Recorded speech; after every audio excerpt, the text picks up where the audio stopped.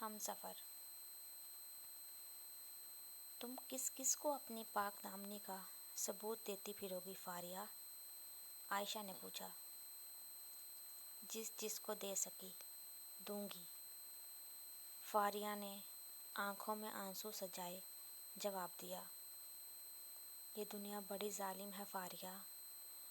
عورت کی مثال اس سفید چادر جیسی ہے جس پر ایک باریک سا دھبا بھی لگ جائے تو دنیا کی نظروں میں آ جاتا ہے، اور مرد کی سیاہ قمیض ساری کی ساری خون آلود ہو تو وہ دنیا کی نظروں سے چھپ جاتی ہے۔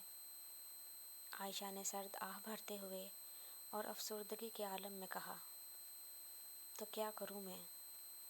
جو تم کہہ رہی ہو میں ایسا نہیں کروں گی۔ اس میں اس جان کا کیا قصور ہے؟ میں اس کے ساتھ ایسا ظلم نہیں کر سکتی۔ فاریہ کی آنکھوں سے دو موتی ٹوٹ کر اس کے رخساروں کو گیلا کر گئے۔ اگر ایسا نہیں کرو گی تو یہ ننھی سی جان دنیا کے لیے گالی بن جائے گی۔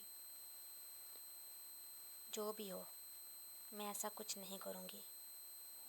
تیمور آئیں گے، ان کو اس بات کی ابھی خبر نہیں ہے، وہ ابھی غصے میں ہیں، لیکن جب انہیں حقیقت معلوم ہوگی تو وہ بھاگتے ہوئے آئیں گے، مجھے لے جائیں گے، اپنے بچے کو اپنائیں گے۔ دیکھ لینا تم عائشہ، فاریہ نے یقین سے کہا۔ تم بہت بھولی ہو فاریہ، بہت بھولی۔ تمہیں لگتا ہے کہ صلہ تیمور بھائی کو کچھ پتہ چلنے دے گی؟ نہیں فاریہ، نہیں، کبھی بھی نہیں۔ اگر ایسا ہوتا تو وہ تمہیں کیوں تیمور بھائی کو اس حقیقت سے آگاہ کرنے سے منع کرتی؟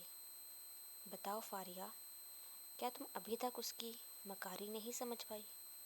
عائشہ فاریہ کی ناسمجھی اور نادانی پر افسردگی کے ساتھ مسکرا کر رہ گئی۔ کیا مطلب ہے تمہاری باتوں کا؟ فاریہ نے عائشہ سے پوچھا۔